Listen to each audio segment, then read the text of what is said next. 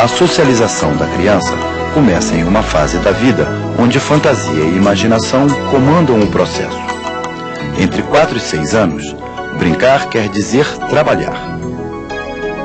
A pré-escola é o espaço onde a criança aprende brincando. Para a criança portadora de deficiência mental, este momento de convívio com as outras crianças é decisivo. Integração ou discriminação. Esses são os dois caminhos que se abrem à criança deficiente. Seja qual for o caminho que ela irá seguir, uma coisa é certa: agora ela começa uma nova fase da vida. Nessa fase, viver tem o mesmo significado de competir. Tá chovendo? Não. Tá nublado? Não. Tá chuvoso? Não. Tá ventando? Não. Estamos iniciando uma fase em que o mundo do faz de conta abre espaço para o mundo da responsabilidade.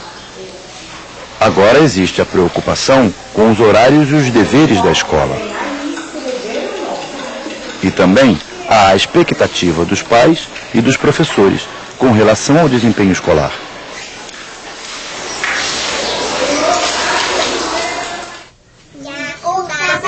O relacionamento com o mundo dos adultos se intensifica. Os desejos e sentimentos que a criança expressa costumam receber dos adultos respostas contraditórias. Geralmente em forma de valores absolutos, o bem e o mal. É um momento delicado. Podemos estimular na criança o preconceito ou cultivar a solidariedade. Onde é que você viu a árvore? Muitos professores não aceitam crianças deficientes em suas salas de aula. Não se sentem capazes porque não são especializados. Ignoram como essa convivência pode ser enriquecedora para todos.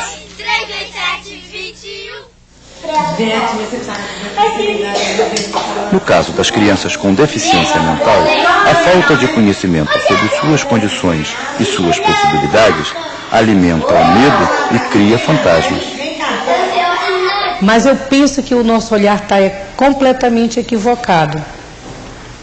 Eu acho que é surpreendente conviver com eles, né? Surpreendente mesmo, a cada momento.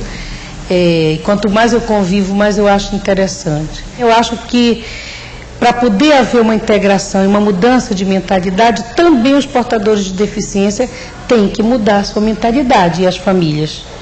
Eu acho que as coisas são dos dois lados. Viver em sociedade passa a ser um desafio tanto para a criança deficiente quanto para as pessoas que convivem com ela.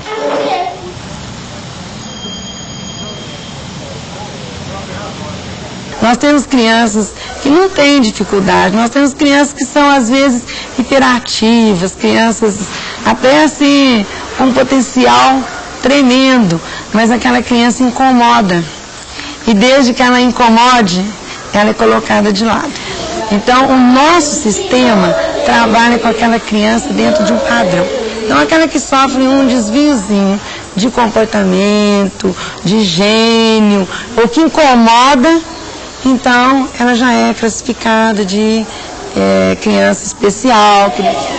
Essas crianças, geralmente, eles ficavam numa sala, a pior sala da escola. A sala mais bonita era para os alunos bons, né? E essas crianças ficavam na sala piorzinha, que sobrava. A professora também era aquela professora que nunca trabalhou, que estava começando, ou que já estava aposentando, não estava aguentando mais. Quer dizer, as professoras corriam dessa turma.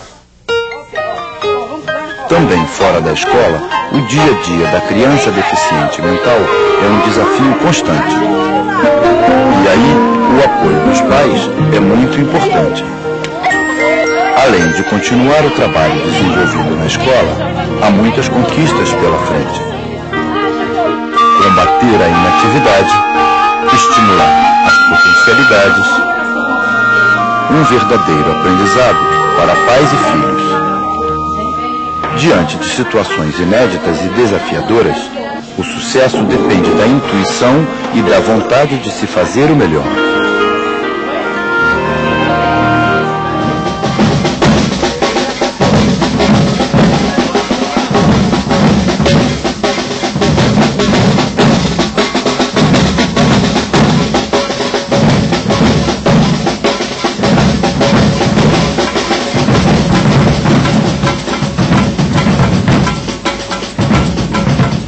muita coisa intuitiva com o Felipe, assim, né?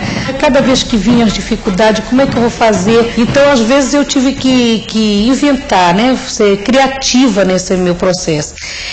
E aí, bom, como é? O que eu vou fazer para ele poder ir brincar? Eu tenho que trabalhar, né? Então, tive que inventar, começar a inventar o que eu chamo hoje as formas de integração. Eu saía pela vizinhança, dizer, olha, eu vou mandar o Felipe aqui na padaria. Você pode olhar quando ele atravessar? Ora, eu recebia às vezes algumas pessoas que achavam a coisa mais incrível e diziam assim, pode contar comigo. Como também eu via pessoas, Deus me livre, a senhora é doida de mandar esse menino. A senhora não está vendo que ele tem capacidade, e se ele for atropelado, a senhora não deve me culpar. Está entendendo? Então, mas eu comecei a saber lidar com essas várias opiniões e fazer aquilo que também eu já estava com capacidade para executar, né? E com isso ele criou toda uma relação na vizinhança, que ele anda sozinho, pela vizinhança toda ele anda. Aprendeu a andar de bicicleta, aprendeu a nadar, aprendeu tantas coisas, né? Que fez com que hoje, por exemplo, seja um menino que ele... não nessa escola, mas na escola do ano passado, ele ia e voltava sozinho para a escola, está entendendo? Comecei a buscar outras, cada vez ampliando mais o universo dele de integração, levando ele para todo lugar, né, que já havia agora passado esse sentimento, a vergonha dos olhares e tudo. Então passei a fazer, está entendendo? De maneira que não só eu me superasse, mas também quem está em volta. Muitas vezes, quando os medos e equívocos de relacionamento são superados, o desempenho escolar da criança deficiente mental é que passa a ser questionado. O atraso em relação aos demais colegas de classe e as dificuldades constantes que tende a enfrentar são apontados como barreiras intransponíveis. A própria capacidade da escola em atender adequadamente as crianças portadoras de deficiência também é questionada. Para muitas pessoas, a saída é o ensino especializado.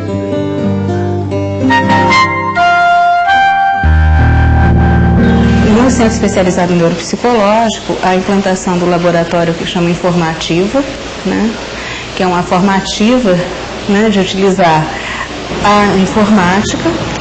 Nós procuramos utilizá-la como recurso de excelência para a integração e interação. A máquina dá a resposta que o portador de deficiência não pode dar. Escolas especiais, equipamentos e tecnologias sofisticados. Sem dúvida, uma situação ideal não só para alunos deficientes, mas para todos os alunos.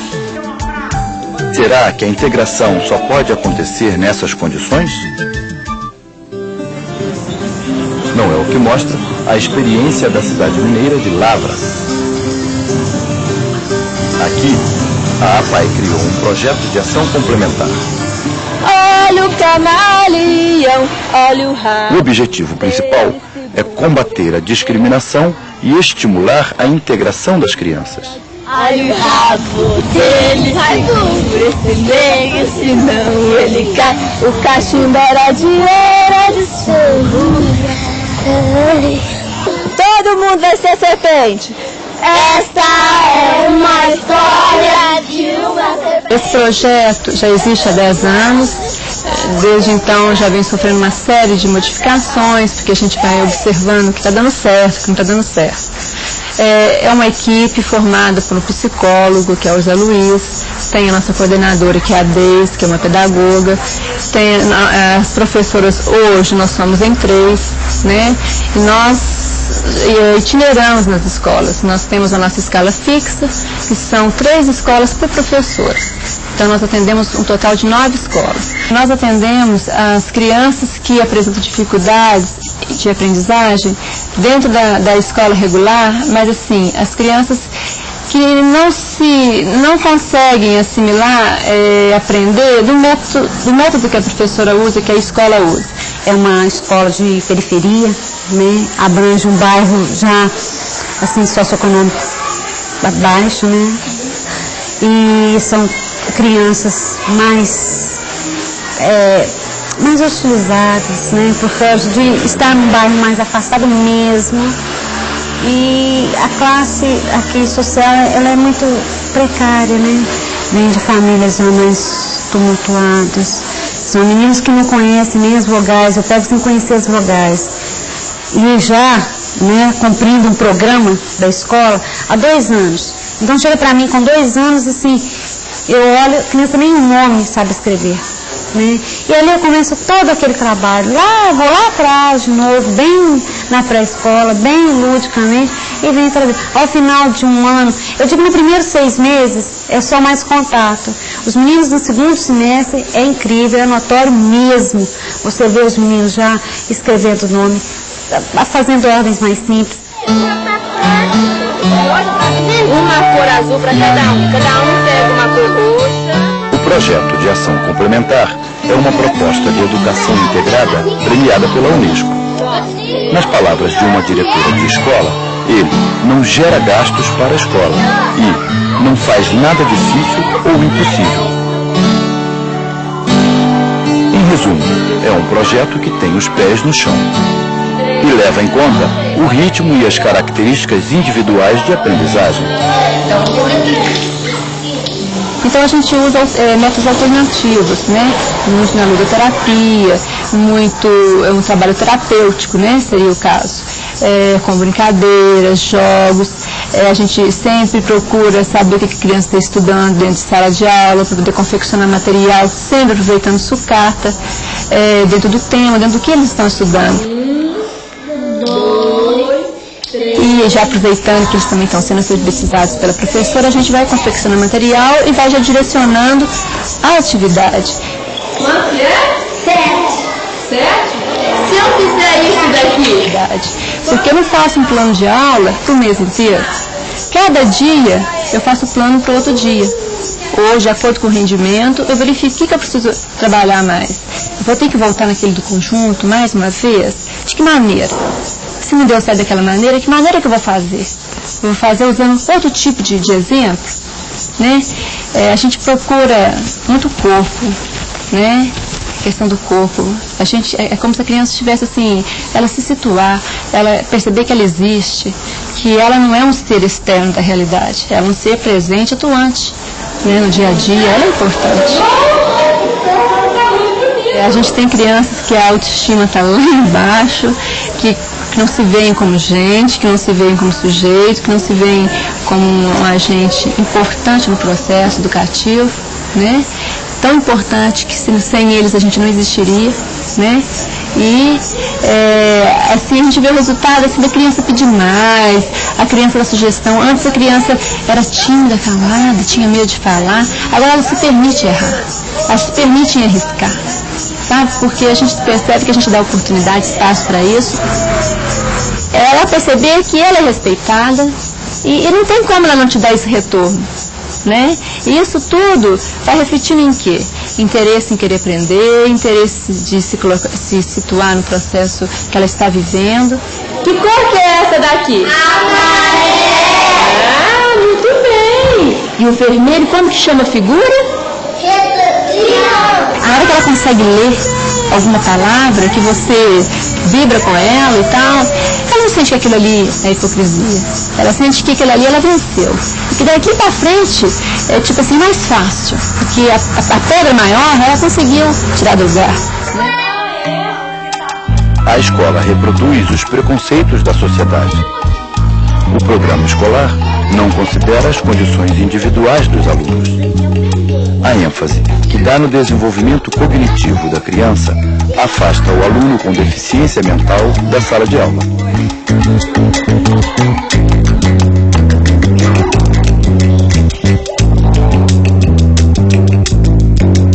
A criança, ela não tem preconceito.